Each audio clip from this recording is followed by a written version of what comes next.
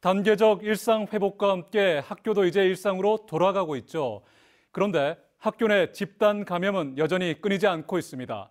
특히 백신 접종률이 낮은 데다 무증상 확진자까지 늘고 있어서 학교가 방역의 사각지대에 놓이는 건 아닌지 우려가 커지고 있습니다. 장미쁨 기자가 보도합니다. 최근 코로나19 학생 확진자가 크게 늘고 있습니다. 경주의 한 학교에서는 같은 반 친구 6명이 확진 판정을 받았고 포항 지역 학교 3곳도 최근 잇따라 확진자가 발생해 전수조사를 실시했습니다.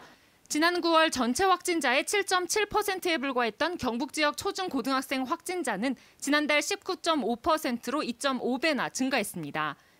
국내 전체 감염자 가운데 10대 비중도 9월 말 10.3%에서 14%로 증가했습니다. 학생들 사이에서는 백신을 미접종하다 보니까 끊기는 고리가 없어진 겁니다. 학생들이 전면 등교하면서 학생들과 이제 점점 일상을 되찾아가고 학원도 정상 운영되고 미성년자들은 코로나19에 감염돼도 무증상이 많았고 중증으로 악화되는 경우는 거의 없었습니다. 전문가들은 10대들은 백신 접종으로 인한 실익이 적지만 이로 인해 미접종자가 늘어날 경우 또 다른 감염 확산의 원인이 될 수 있다고 우려합니다. 아이들은 아마 이렇게 1% 미만에서만 문제가 되고 대부분 감기같이 이렇게 넘어갈 건데 이제 아이들이 집에 가서 부모님이나 또 이제 기저질환이 있는 분들, 노인분들 이렇게 감염시키면서 또 문제를 일으킬 수 있거든요. 실제로 경북의 12살부터 17살까지 학생 13만여 명의 백신 사전 예약률은 35%, 실제 접종률은 14.5%에 머물고 있습니다. 포항시는 고3을 제외한 학생들의 경우 백신 접종률이 낮아 집단 감염이 빠르게 확산될 수 있다고 보고 방역 조치를 강화하고 있습니다.